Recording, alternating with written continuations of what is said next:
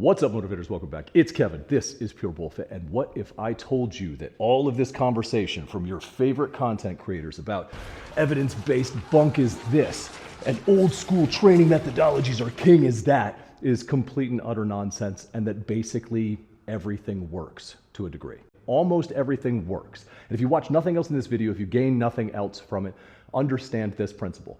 If you are looking to make progress in a specific movement or a sport or an activity, if you train in a way that challenges you and mimics that activity to some degree, you will make progress. So if you're out there and you're yelling and screaming because somebody is not curling the damn dumbbell the way that you think they should, that they're making zero gains because of it, you are part of the problem.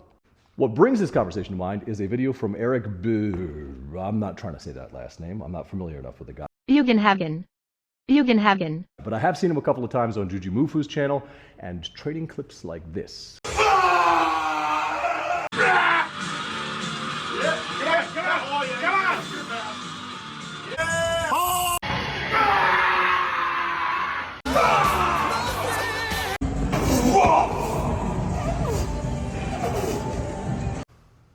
This guy is an absolutely goonish buffoon, but I love it.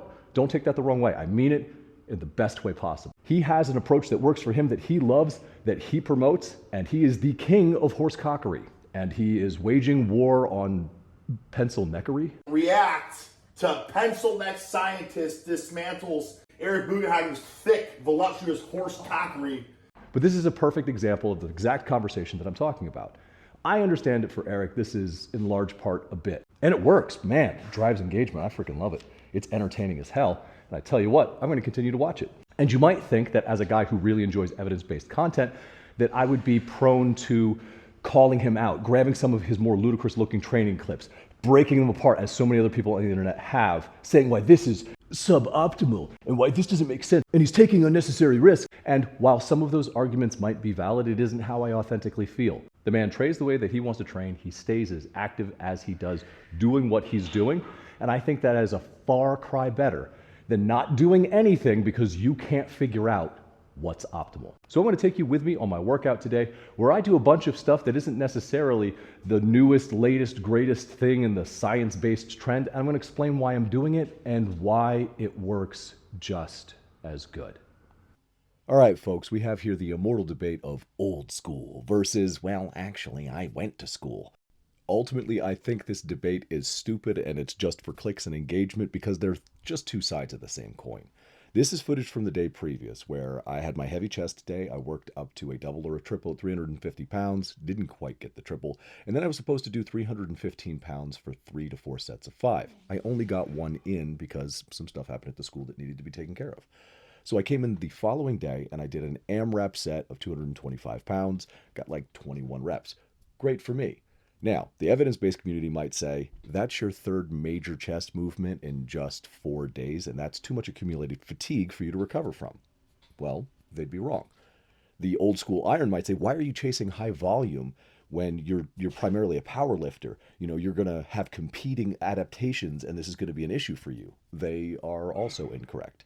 Because while those things may exist in some portions of the lifting population, I have applied these forces to myself many times, and I know what I'm able to recover from. I know that I respond well to this. This movement, other movements like the deadlift, I cannot handle this kind of frequency or this kind of volume.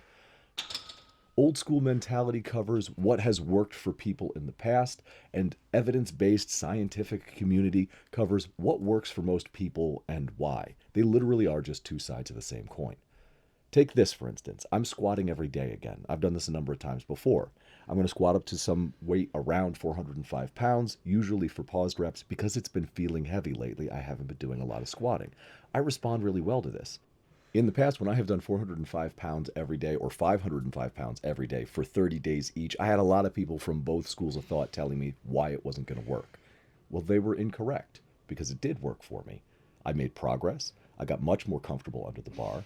I got stronger in both cases. It wasn't too much frequency. It wasn't too much damage on my joints.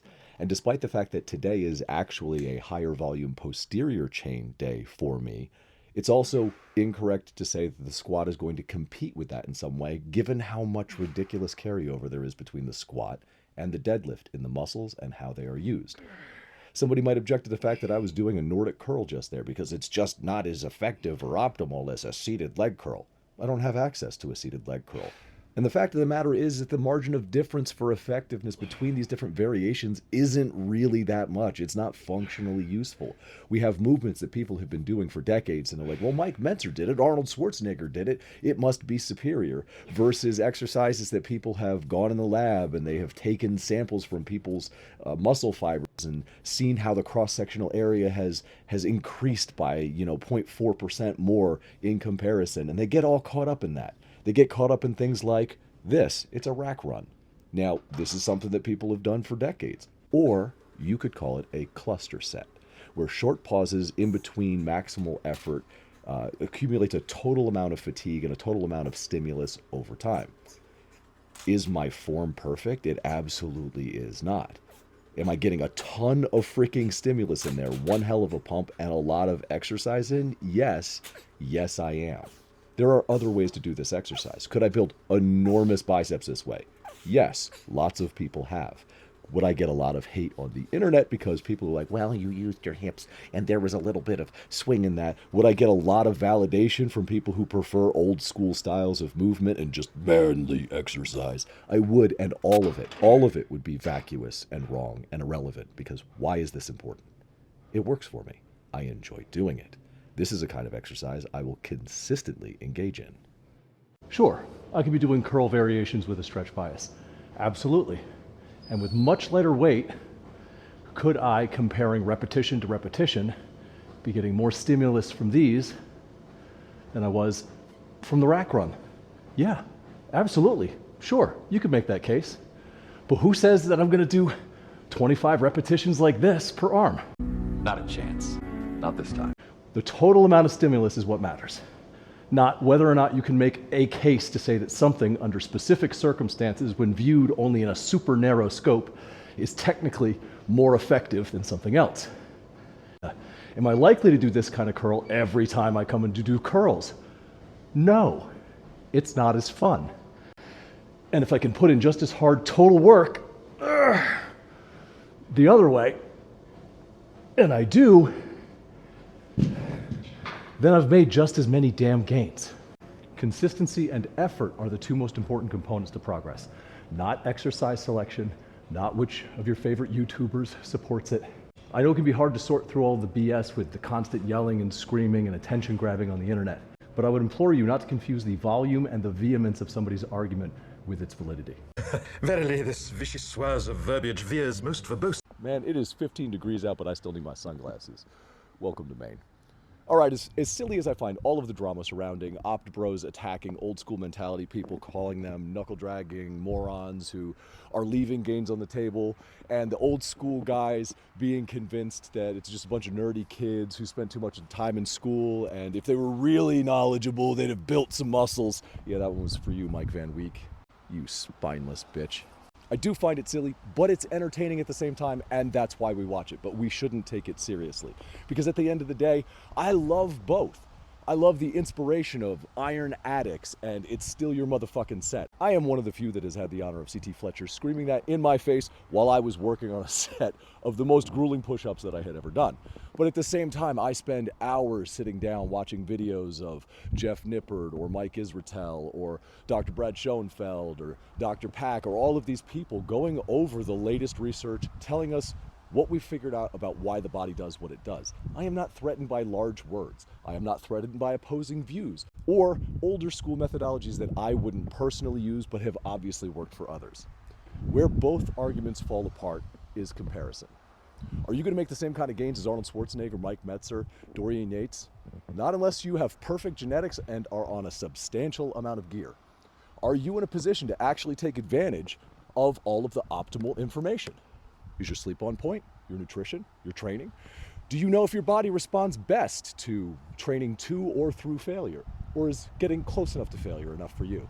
If you don't know the answers to those questions, you're not ready for optimal anyway, and it's an academic conversation that just informs you, but doesn't empower you to actually do better. So what I would urge everybody to do is find out what works for you. Because if it works for you and it motivates you to get into the gym, to be more consistent, to be more active, you're going to live longer. You're going to have a higher quality of life because of it. You are going to feel better. You are going to train harder. You are going to make more progress. That's what works. So if you want something that might work for you, I'd encourage you to check out the description below. There I have a free 40-page guide that's got a few programs in it. It's got approaches to how to get to the gym or get back to the gym after a long time, how to approach your nutrition, all free, no signups, no strings, no nothing. You want to save a little bit of money? I got some links down there that will help you do that. And in addition, if you'd like to train with me, if you think that my approach might work for you, hey, hit me up, let me know. I'd love to work with you. But all that said, that is my rant. That is it. That is the video for today. If you liked it, they got a button for that. If you didn't like it, they got a button for that too. Either way, let me know about it in the comment section below. And until I see you guys again, take care of yourselves, take care of each other, and find a little time to go fit yourself.